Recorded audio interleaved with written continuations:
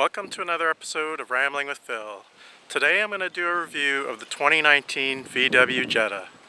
And I'm coming to you today from Mexico, Riviera Maya area.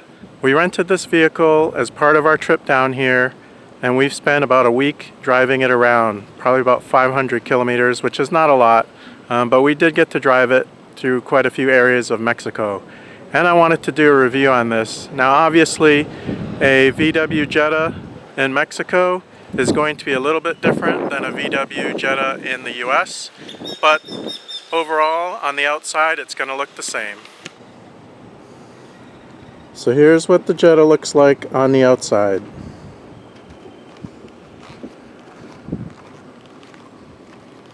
Not real different than what it would look like in the US.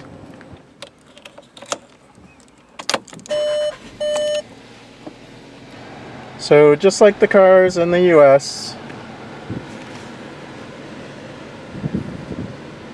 we have a steering wheel. It's got the VW logo on it. And we also have the odometer and the speedometer. Now of course, as you can see, this car only has 1,267 kilometers on it, and we've driven it for almost 500 kilometers.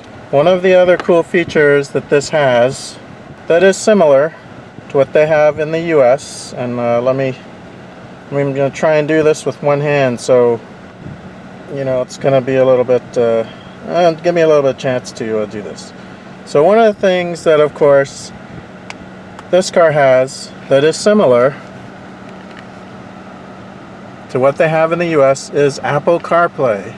Now that's really convenient because I don't need to have GPS unless I bring my phone with me, and then I can use GPS. So, you know, we've got GPS, and of course there's music. Can control the phone from this. Let's see here. Top 25 most played. Okay, I'm not 100% sure that's accurate, but you know what? That's what it says. So right now it shows we're in the Riviera Maya area. Now, if we go ahead and get on my phone and look at the directions, or rather set up to have the directions to head from here to the Cancun International Airport, you'll see it pops up on the screen, and we'll just look at that here on my lap. So it pops up on the screen, we hit directions, it's an hour and 13 minutes, go, and it tells us which way we got to go. So that's kind of a cool feature. One thing that this car does not have, which I understand that they do have in the US, is a reverse camera. Now I don't know if that is something that is a standard item or not, but this car does not have a reverse camera. It would be helpful to have it, obviously, but you know, there is no reverse camera. Now this car, thankfully, does have air conditioning. One thing about renting a car in Mexico is that you're not guaranteed to get a car with air conditioning. So if you're going to do that, make sure you check. Now, obviously this is a location where we plug in the USB cord to hook up to CarPlay, and there is an extra socket here for your charger splitting device. Now this car came with automatic, so I didn't have to brush up on my you know, manual transmission skills. The car does have cruise control, which I did not use. There's some convenient buttons here for the radio volume, and then on this side I didn't use pretty much any of these, but there are some toggle switches here to change the information. Let me just close the door here to change the information screen. So now of course everything is in Spanish because we are in Mexico. So I have another 350 kilometers to go on the tank. this car has used, or the gas mileage is 5.6 liters per 100 kilometers, which is metric. You know, everywhere, or it seems like everywhere but the US, metric is what they use. Now 5.6 liters per 100 kilometers is about 45 miles per gallon, so that's excellent. 1.4 liters per hour, I guess, is how much gas it uses. I'm not sure what that translates to. We're currently not moving, so our speed is 0 kilometers per hour. I guess my average speed has been 74 kilometers per hour, and I'm not sure what that means. Trayecto 404 kilometers. I've driven, I guess, about 5 hours and 25 minutes. This car's been pretty easy to drive. You know, it has some convenience features. For example, the automatic lights, headlights, you know, power windows, power door locks. Power door locks are over here. This is the remote mirror adjustment for the outside. There is this lever here for the to open the trunk, and it does have a couple of cup holders. There's some convenient space in here to put your phone. I guess in your wallet too, which is what I have done, having to drive through some of the tolls. Now they do have some convenient pockets in the doors. Now there is enough room here to put your drink. There is, of course, a glove box.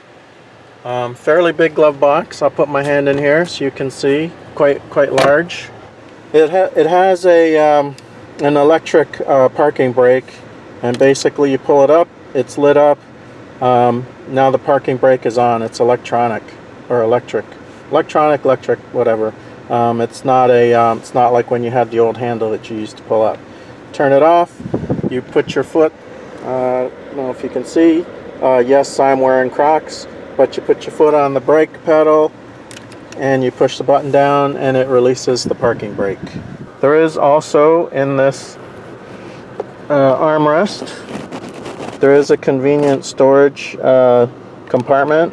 Fairly good size. Nothing really in there. Just space for you to put stuff. There are, if you look up here, you know, there are lights, so convenience lights. You know, there is no sunglass holder. May just be something to do with Mexico, not sure. Here's me. The visor mirrors do not have any lights, which is no big deal. So now let's look at the back. This is the back seat, you know, pretty standard. You know, places for 3 seat belts. Pretty decent amount of room back here. So here I am, I'm sitting in the back seat. Seems to be some pretty good room. You know, I'm 5'10", and you know, obviously the seat is back that amount of space for me, and seems to be plenty of space back here. There really isn't much else back here as far as conveniences. I imagine that in a North American vehicle for the US, you know, there probably is an additional socket back here. So the doors do have the pockets for your cups. Just, you know, just a little more convenience there. Okay, so here's the back of the VW Jetta. This does not have a license plate, and that's because it is so new that it still has the temporary paper tag in the rear windshield. Now this car does have on the key fob, there you go, keep holding down the button and it does pop open the trunk. Now this trunk is very spacious. So the seat folds down, giving us extra room for cargo space. Here we are on the driver's side. That gives us some pretty good space, I would say. So now you look back here and you think, wow, that is quite a bit of space if you need it. Now, of course, you are going to be hampered by the top of your trunk here.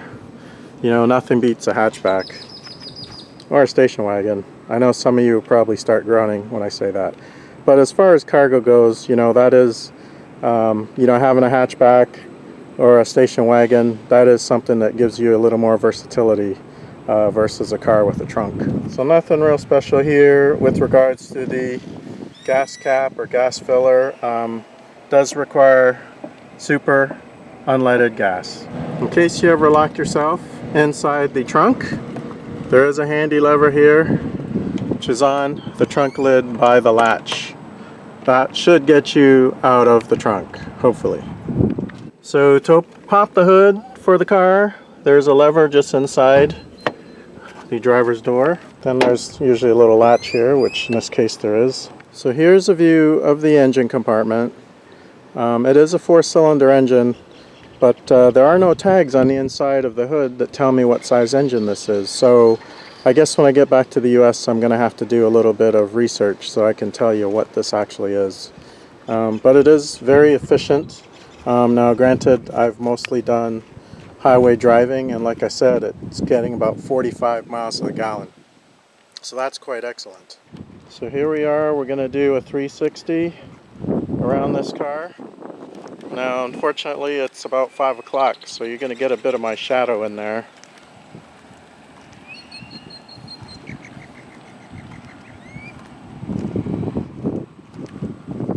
As I mentioned before, there is no license plate, and that's because this car is so new. They haven't even had a chance to get a license plate for it. There is the temporary paper tag on the rear windshield.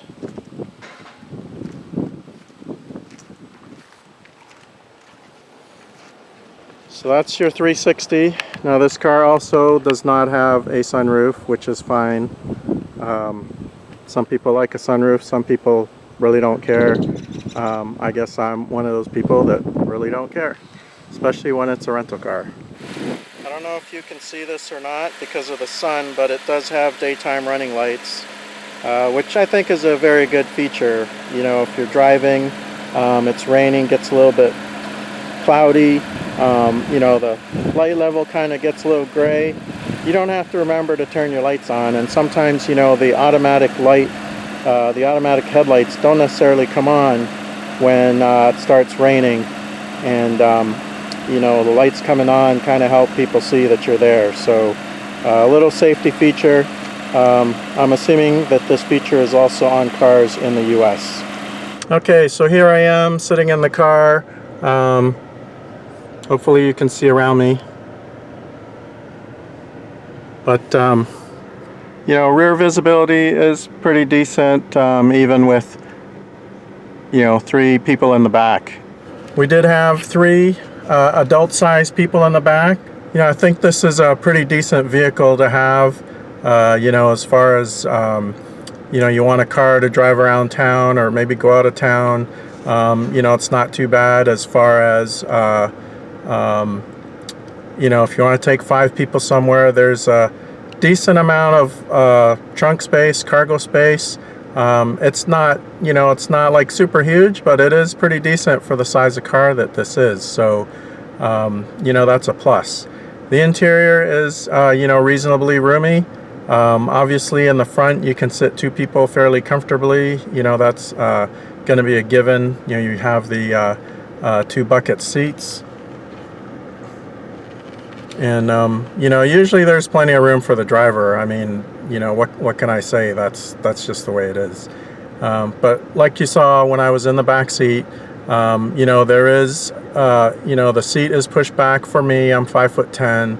I got in the back seat behind me, and there was, you know, my knees were not touching the back of the seat, so there was plenty of room back there. The seats are reasonably comfortable. You know, driving for 2 hours. Over 2 hours to Chichen Itza. You know, my butt didn't hurt at all. So, you know, I think these seats are fairly comfortable. Are they the best seats in the world? No. But, you know, they really, you know, they're decent. Like I said, my butt did not hurt, nor did my back. This car is very easy to drive. It has enough pep. I didn't drive it like crazy. You know, I'm in Mexico. I am not trying to invoke my Fast and Furious. I was trying to drive, you know, at or below the speed limit when I could. For the most part, you know, I accomplished that. There were a couple areas where I did have to get around somebody and I did have to go, you know, slightly faster.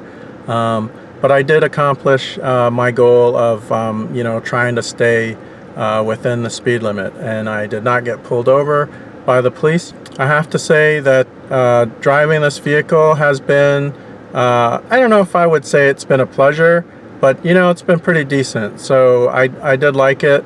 You know, like I said, there are some conveniences. The main one that I really like is CarPlay.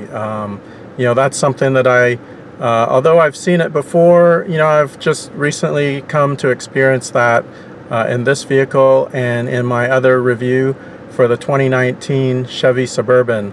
You know, if you're looking for a big vehicle, you might want to consider that. Look for my other video on the Chevy Suburban.